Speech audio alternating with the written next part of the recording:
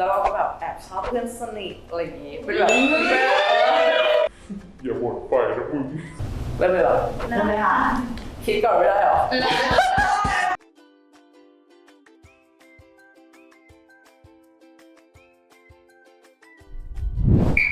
วันนี้พบกับรายการ Make Friend ใน EP นะคะ เราได้แขกรับเชิญสุดพิเศษที่เพิ่งปล่อยซิงเกิลล่าสุดอย่างเพลง Pretty Girl รายการ Make Friend ขอต้อนรับพี่ซิลวี่ค่ะ ต่อไปนะเป็นช่วงเมคฟันนะคะแบบมีคำถามที่อยากจะถามพี่ซิวีนะคะก็คือเพลงล่าสุดใกล้เธอที่เพิ่งปล่อยออกมาอยากให้พี่ซิวีเล่าถึงที่มาที่ไปของเพลงหน่อยค่ะ ที่มาที่ไปของพิธีเกิร์ลใกล้เธอนะคะเราย้อนไปเมื่อสมัยแบบเด็กน้อย สมัยเป็นวัยแบบปลายกำลังจะเริ่มมอะไรอย่างเงี้ยแล้วเราก็แบบแอบชอบเพื่อนสนิทอะไรอย่างงี้เป็นแบบคนแรกที่เราแบบเรามีเพื่อนสนิทแต่เขาเป็นผู้หญิงนะเราเป็นคนแรกที่ทำให้เรารู้ว่าความรู้สึกแบบนี้มันเป็นไปได้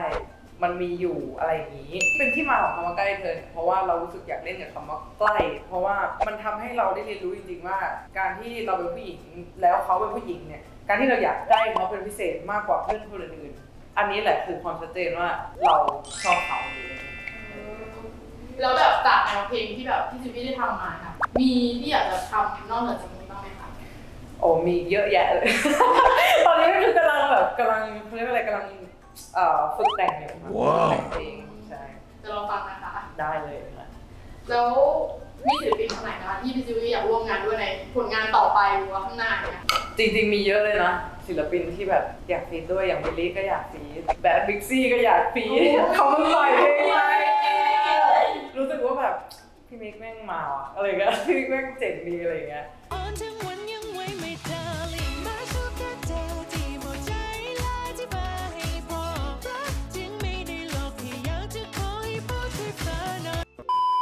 ค่ะคำตอบไปแล้วค่ะพี่ซิวีเนี่ยอยู่ในวงการก็มานานประมาณนึงนะคะอยากให้พี่ซิวีพูดถึงวงการเพลงไทยในแง่มุมไหนก็ได้อะค่ะ อยู่มาตั้งแต่ตอนสมัยคือเข้าวงการมาก็15เนาะถ้าเปรียบเทียบตอนนั้นกับตอนนี้ก็คือต่างกันสิ้นเชิงนะเรารู้สึกว่าทุกวันนี้มันเปิดกว้างมากขึ้นการที่เราแบบอยู่ๆมาพูดว่าแบบเฮ้ยเราแต่งเพลงให้กับผู้หญิงที่ชอบอย่างเงี้ย ได้โดยไม่อายนึกออกว่าแล้วมันก็ถือเป็นการเปลี่ยนแปลงหรือแม้แต่ตอนที่ XL ได้ปล่อยออกมาแล้วแบบมันเป็นที่ฮือฮาก็คือมันคือความเปลี่ยนแปลงที่ดีขึ้นในแง่แบบ เมื่อโลกมันหลากหลาย แนวเพลงก็หลากหลายมากขึ้นด้วย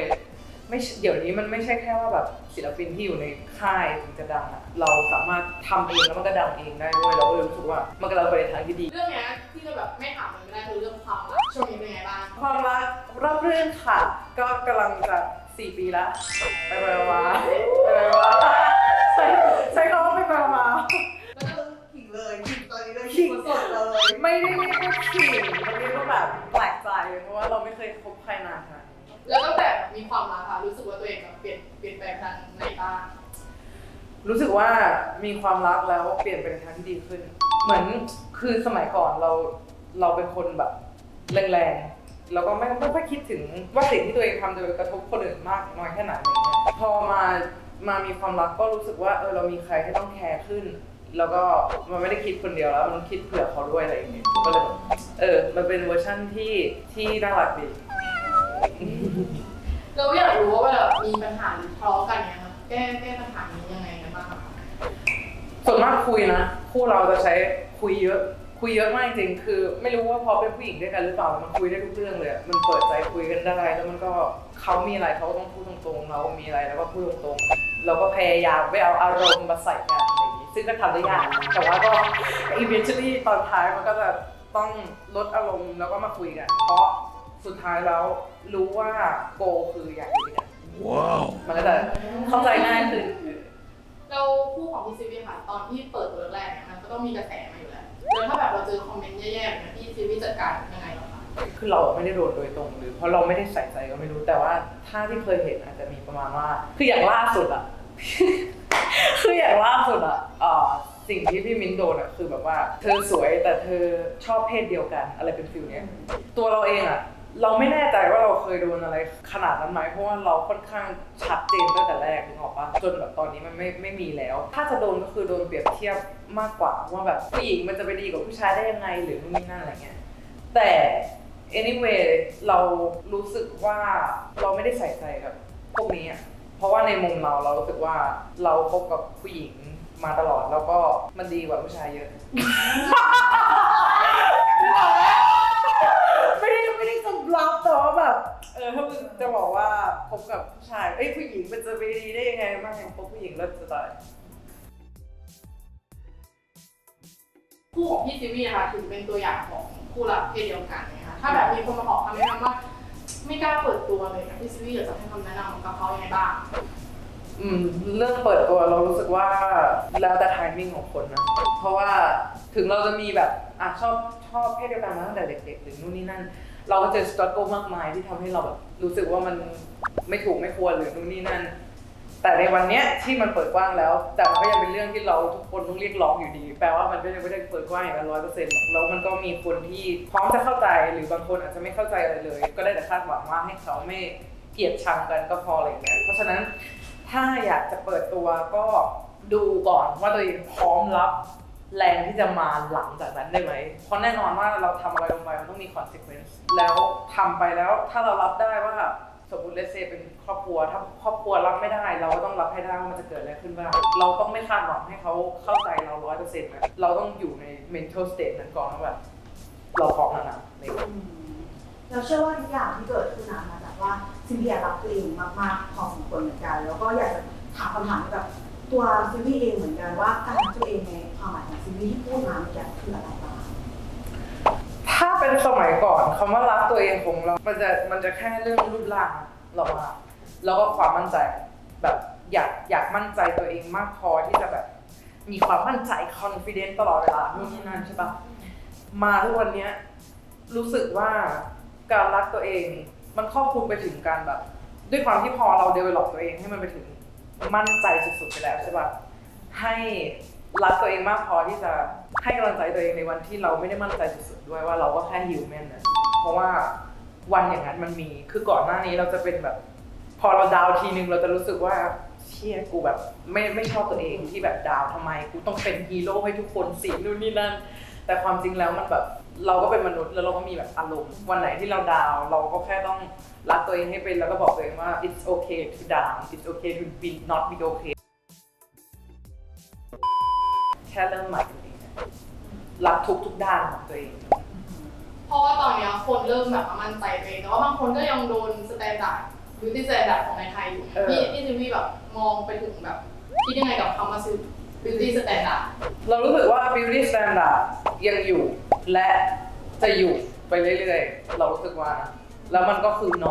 อมมันเป็นอย่างนั้นพยายามจะไฟก็คงไม่ได้หรอกสิ่งที่ไฟได้ก็คือแค่ออกมาเป็นตัวเองกันเยอะๆแล้วก็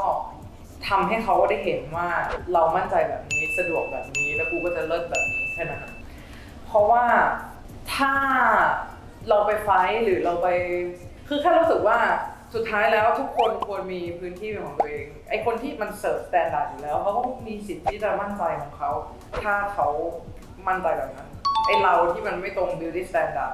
คนกลุ่มนี้ต่างหากที่แบบอยากให้ออกมากันเยอะๆแล้วก็มั่นใจเยอะๆในตัวเองแล้วก็ช่างแม่ง beauty standard แบบช่างมันถ้าเขาจะเป็นอะไรก็แล้วแต่ก็นี่เป็น standard ใหม่เราเป็น standard กันได้ทุกคนเลยตั้งแต่ฟังพี่ซิวี่มาตลอดรู้สึกว่าพี่ซิวี่มีความมั่นใจมากๆเลยเนี่ยแล้วแบบอีก10 ปีข้างหน้าพี่ซิวี่อยากฝากอะไรในวันนั้นบ้างคิดว่าอยากจะมีเพลงปล่อยอาจจะไปโออลาวไปประเทศนู้นประเทศนี้ฝันไปประเทศนู้นประเทศนี้แล้วก็ถ้าอยากจะบอกมีอะไรอยากบอกตัวเองก็อย่าบ่นไปนะมึงอย่าบ่นไปนะมึงพูดไปแล้ว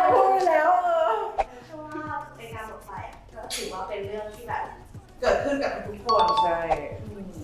มันมีท้อแท้กันบ้างแหละแบบเราก็มีช่วงท้อแท้ของเราแต่แค่มันไม่รู้มันคืออะไรอ่ะมันเหมือนยังไปได้อีกเรื่อยๆขอบคุณค่ะต่อไปนะคะเป็นช่วงเมคฟันนะคะเป็นช่วงเล่นเกมนะคะ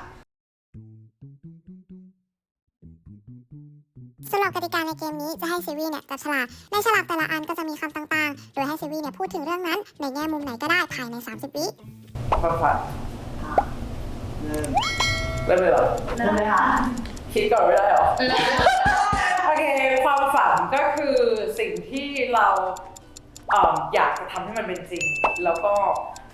จินตนาการเราอยากพาตัวเองไปอยู่จุดไหน เราต้องฝันให้ไกลแล้วต้องไปให้ถึงพุ่งไปยังตรงนั้น ต้องไม่หยุดฝันแล้วก็ชีวิตจะมีพลังงานในการเดินหน้าต่อไปนี่เฮ้ยทำได้ไงวะ ทรงผม เริ่มค่ะ ทรงผมก็เป็นอีกหนึ่งอย่างที่สามารถบ่งบอกเอกลักษณ์ความเป็นตัวเองได้ ถ้าเราทำผมแบบไหนมันก็อาจจะทำให้เราดูโดดเด่นไม่เหมือนใคร เช่นซีรีส์ชอบผมสั้นไปไหนเดินไปไหนมาไหนคนจำได้ว่าผมสั้นเยอะมากก็ไปแล้วแถวเวอร์เครื่องดื่ม เริ่มค่ะ สมัยตอนเด็กๆก็จะชอบกินเครื่องดื่มมึนเมาแต่ทุกวันนี้ไม่ดื่มแล้วค่ะทุกวันนี้ดื่มน้ำเปล่ารอยสัก 1 2 3 รอยสักก็เป็นอีกหนึ่งอย่างที่ทำให้บุคคลคนนั้นมีเอกลักษณ์เป็นของตัวเอง มันไม่ได้แปลว่าคนนั้นจะเป็นคนไม่ดีหรือเป็นคนยังไง มันคือวิธีการแสดงออกและความชอบส่วนตัว Pretty Girl ใกล้เธอ Pretty Girl ใกล้เธอเป็นเพลงที่เพราะสุดๆของซิลวี่และพัทสวินแอนด์โรนะคะไปฟังกันด้วยค่ะเป็นเพลงไทยเพลงแรกที่ซิลวี่แต่งเองนะคะพิเศษสุดๆก็ฝากด้วยนะคะเพลงที่สวยงามเพลงที่ฟังแล้วรู้สึกสวยงามเหมือนดอกไม้พรั่งพรูถึงคนคนหนึ่งที่เรามีความรักให้เพลงที่สวยงามมาก Oh my pretty pretty girl, baby you're so pretty girl. How'd you even real? Can't tell you how I feel. Ooh. Oh my pretty pretty girl. ยังไงฝากด้วยนะคะซิลวี่ SILVY นะคะถ้าสมมติอยากฟังเพลงจากซิลวี่กันก็เสิร์ช SILVY ได้เลยไม่ว่าจะเป็น Apple Music Spotify YouTube ได้หมดเลยแล้วก็ใครที่อยากจะมา connect กับซิลวี่นะคะเข้าไปที่ IG X Facebook TikTok นะคะเล่นหมดทุกอย่างเลยนะคะซิลวี่ Music หรือว่าซิลวี่ภาวิลานะคะก็เข้าไปเสิร์ชกันดู SILVY ค่ะ ปิดท้ายร้องส่งสักหน่อยดีก ร้ ว่า องส่งได้ Oh my pretty pretty girl baby you're so pretty girl how'd you even real can't tell you how I feel ooh oh my pretty pretty girl you're my only pretty girl just give me a little chance my pretty